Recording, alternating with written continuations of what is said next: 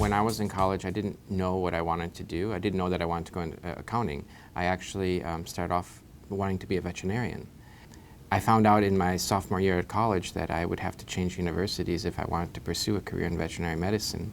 I decided that I really liked where I was at university, so I changed my major from veterinary medicine to a major in business and specifically in economics. And then after I graduated from undergraduate, I realized that there wasn't really much that I could do that I wanted to do with just an undergraduate degree. So I went on to pursue a MBA in finance. Once I had that, I started working about the first 5 years in sales and marketing, actually. And then when I was about 30, I got an opportunity to work in public accounting for one of the Big Four.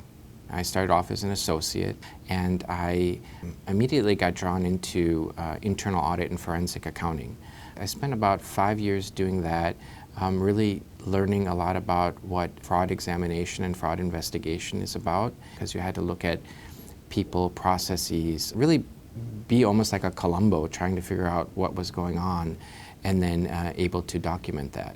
I got the certifications that I needed to do in order to become specialized in that area, and then I just kept pursuing that down the road and kept moving up the ladder in public accounting and really enjoying the work that I do. And I feel so fortunate today because after 15 years, there's no place I'd rather be than doing the job that I do now. You really have to understand what do you like to do. Maybe there are folks that are very good at crunching numbers and like doing auditing and like checking and doing things like that. But then there are other people who are better more looking at strategies and understanding processes and internal controls, and they're much better at internal audit.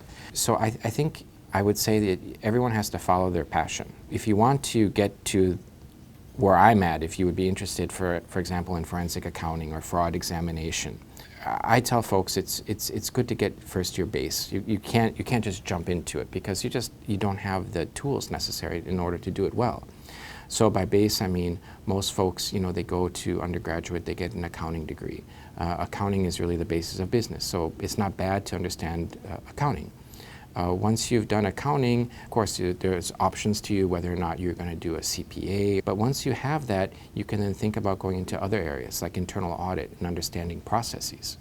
So if you look at auditing, it's more around looking at numbers and how rules around accounting.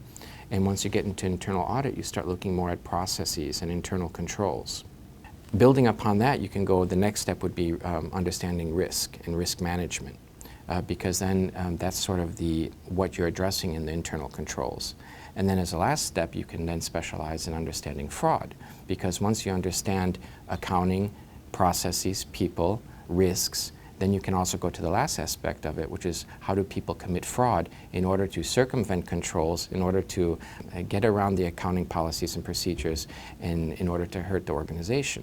And that gets into a lot more doing things like improving your interview skills, understanding when people are being deceitful, maybe lying to you when you're speaking with them.